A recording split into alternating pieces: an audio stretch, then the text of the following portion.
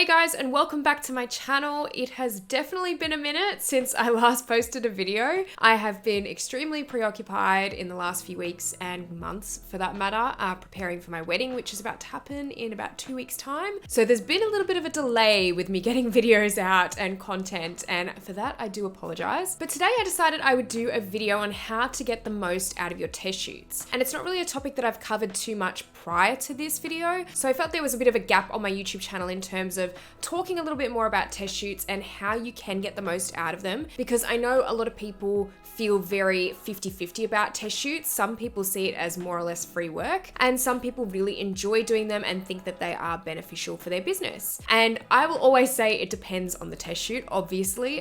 If you feel that you are getting something beneficial out of it for your portfolio and you're feeling creative while you're doing it, you're feeling you're able to bring a vision to life that you want, then that's awesome. That's really what test shoots should be about. If you're feeling that you're kind of being taken advantage of in some way or another, or you're feeling like the work that you're doing for a test shoot is actually feeling like work or free work for other people or other creatives, that's when you need to reassess and maybe see how you can kind of like tweak your test shoots or really be shooting with more intent when it comes to your test shoots, because I think that's a really important factor when it comes to planning a shoot that you're not getting paid for, that is off your own time. There has to be some sort of intent behind it, whether that is to pitch to future clients or create specific portfolios for certain clients, or really just to find that gap in your portfolio and fill it. For example, it might be a commercial image that you really need to shoot to have in your portfolio, or a particular trend that's going around at the moment and you really want to show that you can do that. That's the kind of stuff that you should be thinking about when you go into creating a test shoot or to developing a test shoot. So I want to go through a few tips today as well on how you can really get the most out of it. For myself personally, I tend to be quite strategic with my test shoots.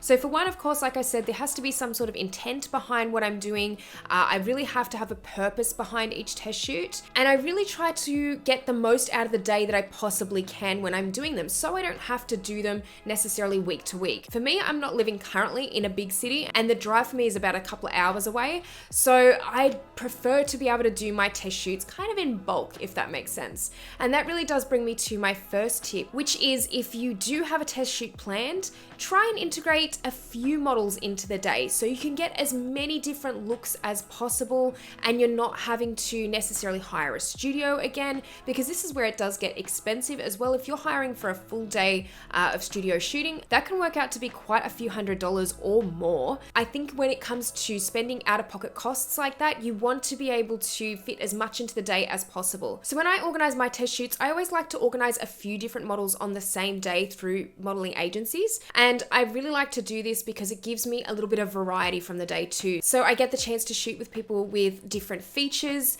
and I get to really play around with the different types of makeup looks that the makeup artist and I want to create on the day, especially for beauty photography. So I find that it's a lot easier to do this with beauty photography, especially if you're using a studio. It's kind of easier in a sense because you may not have a stylist on board, and that's where it can be a little bit tricky to always think of new looks for fashion photography specifically if you're looking at doing a test shoot for fashion.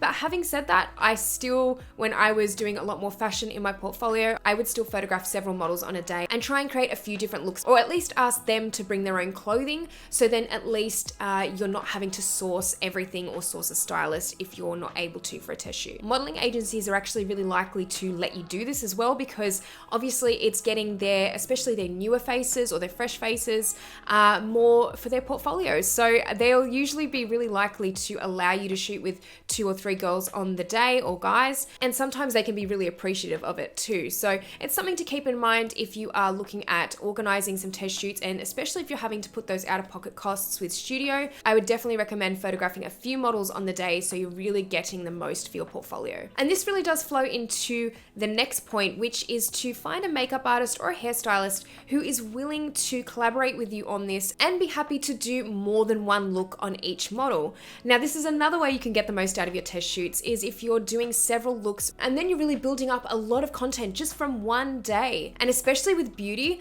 doing different looks can be kind of an easy thing to do, as long as you've sort of had this discussion with your makeup artist prior that you're collaborating with, because obviously if you're looking at doing certain looks, it's harder to go back from a heavier makeup style into a lighter makeup style, and you'd be really wanting to do that vice versa. So there's things like that you do need to discuss with a makeup artist before going into doing several looks on a model, but I definitely recommend it if you are looking at building a beauty photography portfolio. Definitely try to get as many looks and as many models on the same day as you can, because sometimes a new makeup look for a beauty photo can be as simple as adding an extra stroke to the model's makeup. There's always countless different ways that you can kind of build on the makeup looks that you've got planned, and little quick ways and tweaks to kind of give it a different look. So definitely think about that for your next beauty test shoot if you're looking at really getting the most for your portfolio. Now, as I mentioned at the beginning of the video, the next point that I really want to focus on is really taking a look at your portfolio before you've even planned your test shoot, and actually look at what's missing and what you need to have in your portfolio. This is really what comes along with photographing with intent on a test shoot. You want to see where the gaps are in your portfolio and what you're missing. For example, you might have a beauty portfolio already, but you might want to add a little bit more skincare in there, or you don't have a lot of natural skincare looks in there. So that's something that you could organize a test shoot around. Or you might not have a lot of hairstyling in your beauty portfolio. So that's another thing that you can really delve into. And I think that's really important to look at before you do test shoots, because sometimes you can get really carried away, for example, with just makeup looks, and then it's hard afterwards when you're sorting through your images for your portfolio, you're finding that there's not maybe enough diversity in the actual styles of photos that you're taking. And that's really important for lots of different clients, and they want to see that you can do more than one thing. So that's definitely an important thing to keep in mind when you are planning your test shoots. And my last tip is to really think about some of the other things that you can take away from these test shoot days. So really thinking about if you've got an Instagram, or you've got a YouTube channel, or you've got a Facebook page, and you need to be producing content or video clips or something like that. Think of how you can take that away from your test shoot days, because I tend to plan a lot of my content, whether it be for YouTube or Instagram, around these test shoots that I do as well. You'll notice that a lot of my behind the scenes I do post on YouTube as well, and most of the behind the scenes that I take are from my test shoots. So I really try to be as strategic as possible before I'm planning them, and really looking at how I can get the most out of them. If I know that I can do 2 or 3 YouTube videos from one particular day, or I'm even getting behind the scenes content that I can integrate into lots of other platforms, even educational platforms, then I really know that I am getting the most out of my test shoots in every single way possible. And like I said, if you're outlaying money to be shooting for a full day, if you're like me and you live a couple of hours away from the city, you need to travel to the city, there's lots of costs that can be involved in that. And I really like to think that every time that I organize a test shoot, that I'm not simply just losing money for the day, that I'm actually building my portfolio and my business up by really making the most out of these test shoots. Okay guys, so I really hope you enjoyed this video today on how you can get the most out of your test shoots, and I really hope you guys found it helpful. Please let me know down in the comments section below what you guys do to really get the most out of your own test shoots, because I'm really interested to hear. And if you do have any requests for videos in the future, please let me know in the comment section below as well. If you like this video, please give it a thumbs up, and if you haven't subscribed to my channel, make sure that you do, because I'll be posting lots more content in future. Thank you guys so much for watching, and I will see you in the next video. Bye!